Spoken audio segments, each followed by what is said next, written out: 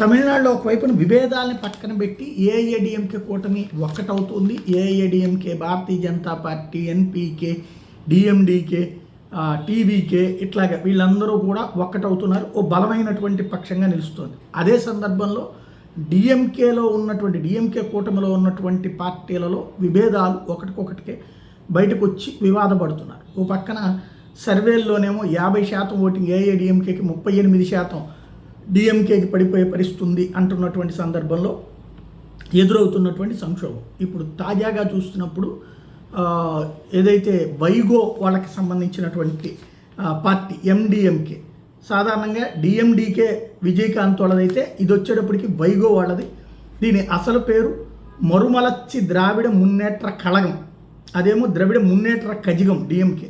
ఇదేమో మరుమలచ్చి అంటే ఎం కాబట్టి మరుమలచ్చి, డి అంటే ద్రవిడ మున్నేట్ర కళగం పార్టీ.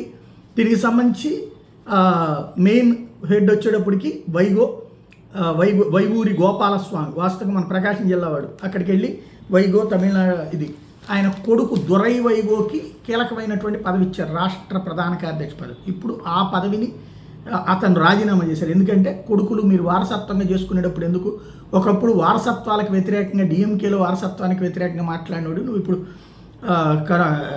కరుణానిధి కొడుకు స్టాలిన్ని ప్రోత్సహించి ఇప్పుడు నీ కొడుకును ప్రోత్సహించుకోవడం కోసం అని చెప్పి ఆ పార్టీలో ఉన్నటువంటి కొంతమంది నేతలు మాట్లాడిన నేపథ్యంలో దొరైవైగు రాజీనామా చేశాడు. దాంతో వాళ్ళ పార్టీలు అంటే డిఎంకే అనుకూలంగా ఉన్నటువంటి లేదా కూటమిలో ఉన్నటువంటి పార్టీల్లో విభేదాలు అన్నటువంటిది ఒక కొత్త మలుపులు అవుతున్నాయి.